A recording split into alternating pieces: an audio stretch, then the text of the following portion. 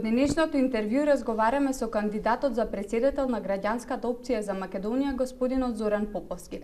Зборуваме за неговата програма, за неговите очекувања од изборите, но и за неговите ставови за најважните прашања во државата. Господин Поповски, добре ни дојдовте. Добре, најдо, благодарам за поканата. Прво што би сакала да ве прашаме е што ве мотивираше да влезете во трката за шеф на државата и колкав предизвик е ова за вас? Со оглед на фактот што позицијата претседател на државата е своевиден символ на државата, навистина предизвикот е огромен. Главен мотив да се нафатам на оваа навистина огромна обврска беше фактот што мислам дека Македонија се уште не е демократски развиена земја во полн капацитет. Мислам дека после 23 години независно се уште не сме ги воспоставиле соодветно институциите на системот. Се уште мислам дека граѓанскиот концепт не заживел во Република Македонија. Мислам дека има уште многу што да се направи за Македонија да тргне напред. Имајќи во предвид дека како научник сум веќе реализиран, мојот општествен ангажман исто така ми дава за право да кажам дека сето она што сум го стекнал во текот на животот, сакам да го ставам на располагање и да пробаме да направиме нешто од оваа држава. Ете, тоа се клучните мотиви за моето прифаќање на кандидатурата. Така. Второ би сакала да прашам како ќе ја водите вашата кампања и кои се идеите, ставовите со кои ќе се обидете да ги добиете гласовите од граѓаните? Значи, ние во изминатиот месец дена, како што знаете, Граѓанската опција на Македонија за рекордно кратко време собра 10.600 потписи и тоа е знак дека навистина располага со потенцијал кој што ми дава за право да верувам дека можеме се она што е наша идеја да го презентираме пошироко пред граѓаните. Во изминатите месец дена поминав преку 40 општински организации и со нив споделува вредности кои што се блиски до она што ни е наведено во програмата на Граѓанската опција за Македонија. Во тој поглед, значи, и кампањата која што почнува денеска планираме да ја водиме двонасочно. Преку ден да имаме контакти повеќе со граѓани, да посетуваме одредени целни групи со кои што сакаме да комуницираме. Ќе тргнеме со два различни каравани, едниот ќе го води претседателот на ГРОМ господин Стефче Акимовски, другиот ќе го водам јас. И во вечерните часови се собираме во поголем град каде што одржуваме заеднички митинг. Тоа е концепцијата. Сега околу тоа што јас нудам на граѓаните на Република Македонија доколку бидам избран за претседател, мојата клучна ориентација е да државичката си ја средиме од внатре. Да обезбедиме политички диалог, етнички да ја стабилизираме, полека да ги затвараме отворените прашања со соседите, да ги откочиме процесите на евроинтеграции, понатаму да не ги доведуваме граѓаните да немаат верба во правосудниот систем. Мора да престане праксата да во Македонија имаме политички затвореници и јас реков отворено доколку проценам дека зад одредена судска одлука стои политички монтиран процес, дека јас со огромно задоволство ќе потпишувам аболиции. Понатаму исто така сакам да им порачам на граѓаните дека немам намера да бидам нити марионета на власта, нити продолжена рака на опозицијата. Покрај тоа сакам да потенцирам дека ќе се залагам за подобрување на статусот на припадниците на вооружените сили на Република Македонија. Исто така ќе продолжиме со учество на нашите припадници во мисиите на НАТО и на таков начин мислам дека ќе ја доведеме државата во ситуација да не молиме за некакво членство во меѓународните организации, туку едноставно кој ќе видат дека државата е стабилизирана, дека е економски просперитетна, дека ние ќе бидеме поканети да бидеме дел од тие структури. Така. Во текот на кампањата ставовите околу најважните државни прашања претпоставувам ќе бидат најекспонирани. Па сакала да искористам приликата да прашам какви се вашите ставови и размислувања околу спорот за името и начините за негово решавање? Знаете, соседите никогаш не можеме да си ги бираме. Соседите се тие и ние имаме две можности. Едната е да изградиме ѕидови и да не комуницираме, а другата можност е да пробаме да комуницираме како цивилизирани. Јас се залагам за втората варијанта. Факт е дека имаме многу отворени прашања со соседите. Факт е дека во изминатиот период многу повеќе се бавевме со историја, малку помалку со сегашност и со иднина. Таа пракса сакам да ја променам, сакам да одадам сета почит на минатите генерации, меѓутоа ние треба да размислуваме за сегашните и идните генерации. Така што овие прашања сакам да ги отворам на ниво на граѓани, затоа што проблемите воглавном ги креираат политичките врхушки. Мислам дека доколку во престојниот период обезбедиме подобра комуникација преку најразлични видови на соработка во спортот, во културата. Јас често го спомнувам примерот со репрезентацијата на Грција која што доаѓа во Скопје да одигра надпревар за еден месец. Кои ќе дојдат да се обидеме да бидеме добри домакини, да покажеме дека навистина во нас треба да гледаат сосед, да не ги свиркуваме, да не ги навредуваме. Штом се вратат назад, веднаш перцепцијата мислам дека ќе биде малце поинаква. И тоа треба да го правиме на долги стази. Откако тоа го направиме, во еден момент сите ќе забележат дека проблемот со името е апсурден.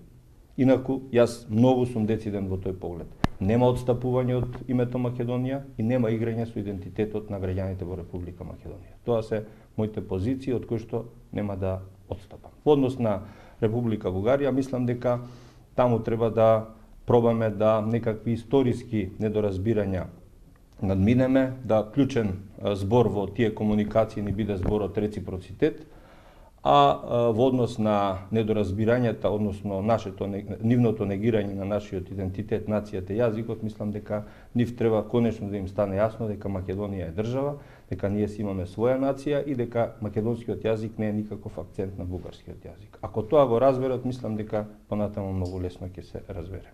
Следно што би сакала да прашаме е дека со спорот за името тесно е поврзано членството во Европската унија и НАТО. Како претседателски кандидат, какво е вашето мислење и што е потребно дополнително да се направи за Македонија да напредува на ова поле? Јас сум многу прагматичен човек. Значи, мислам дека тука ни требаат конкретни акции. Луѓето се уморени од декларативни заложби за евроатлантски интеграции. Тоа и го покажавме на дело. На 8 септември одржав пресконференција, во меѓувреме подготвивме во име на граѓанската опција за Македонија писмо до сите членки, односно амбасади на земите членки на НАТО во Скопје и побаравме заради развојот на ситуацијата во Украина брз прием на Република Македонија во алијансата врз основа на апликацијата од 2008 година. Значи, моментално состојбата, безбедносната состојба во регионот е таква да и самиот генерален секретар на НАТО Расмусен ја отвори таа можност дека многу брзо земјите кои што претендираат да бидат членки на НАТО ќе треба тоа НАТО да ги отвори вратите и да ги прими во својот безбедносен чадор. Така што ние сметаме дека во моментот треба многу промптно да реагираме како држава, да го искористиме овој моментум и да независно од констелациите, од статусот на преговорите со името, иако знаеме дека следува нова рунда преговори, мислам дека ние треба да бидеме многу поупорни и да во НАТО влеземе што е можно поскоро заради обезбедување на внатрешната стабилност и територијалниот интегритет на Македонија. Бидејќи сите оние земји кои што ќе останат надвор од алијансата ќе бидат предмет на притисоци и мислам дека тоа не е добро за Македонија. Во однос на Европската унија, мислам дека тука треба да го промениме курсот во смисол на водењето на тие преговори. Освен проблемот со името, ние мора перманентно да ги исполнуваме и другите критериуми. Ние се уште имаме проблем со политизација на правосудниот систем, со ограниченоста на медиумскиот простор. Значи, тоа се работи кои што ни ги забележува Европската унија. Понатаму мислам дека во тие преговори мора нивото на комуникација да го подигнеме на попрофесионално ниво. Не смееме да импровизираме повеќе со амбасадори кои што немаат искуство. Значи, мора во овие преговори да се вклучат вистински професионалци и зад овие преговори мора да стојат сериозни анализи и стратешко планирање. Така што во тој смисол исто така мораме да ги подигнеме и внатрешните капацитети за користењето на европските фондови. Вие знаете дека Македонија беше оптеретена со корупцијски скандали во тој смисол и нашиот пристап кон тие фондови беше ограничен неколку години, така што мислам дека навистина освен името има уште многу работи што треба да ги направиме за да покажеме дека станува збор за сериозен партнер кој што има намера да се придружи на членките на ЕУ.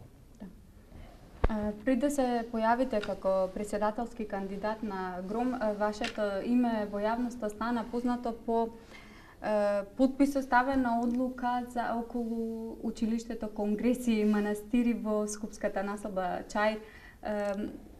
Може ли да ни објасните што тогаш се случуваше и како гледате на таа одлука од оваа временска дистанца? Да ни го објасните тоа како дојде до тоа вашиот потпис да се најде на тој документ.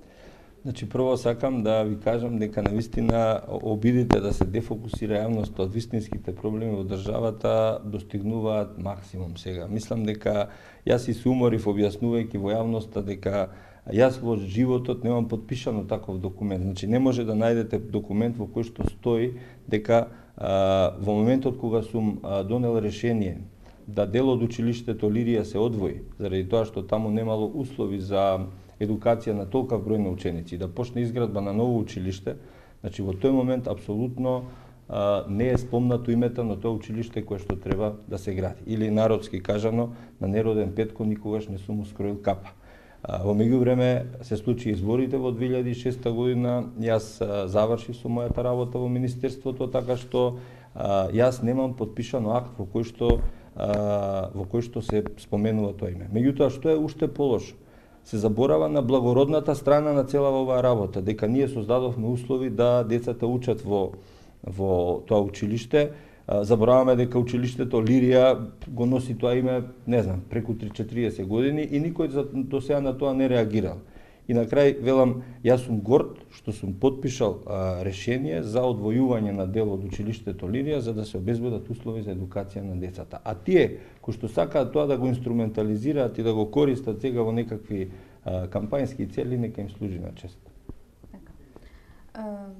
Последно, какви се вашите очекувања од првиот круг од претседателските избори? Очекувате ли влеси во втората рунда? Видете, јас сакам да зборувам врз основа на факти. Значи, ние за помалку од 6 месеци во граѓанската опција за Македонија придобивме преку 24.000 членови. Во моментот имаме 49 општински организации. 10.600 потписи собравме за помалку од 2 дена. Што во минатиот период беше навистина, ако се има во предвид искуствата со другите претседателски кандидати. Структурата на тие потписи е многу шарена. Подршка добив од сите етнички заедници во Република Македонија. Сето тоа ми дава за право да бидам оптимист. Иако сме млада политичка партија, иако знам дека медиумскиот простор е ограничен, знам дека јавноста постојано се дефокусира со некакви партиски препокувања, меѓутоа се надевам дека граѓаните ќе препознаат позитивна енергија во ова што го правиме. Јас искрено се надевам на позитивно изненадување и за мене секој резултат над 100.000 гласови ќе биде успех. Тоа беше последното прашање. Ви благодарам многу на разговорот и ви посакувам успех во кампањата и на 13 април. Ви благодарам, да сте живи и здрави.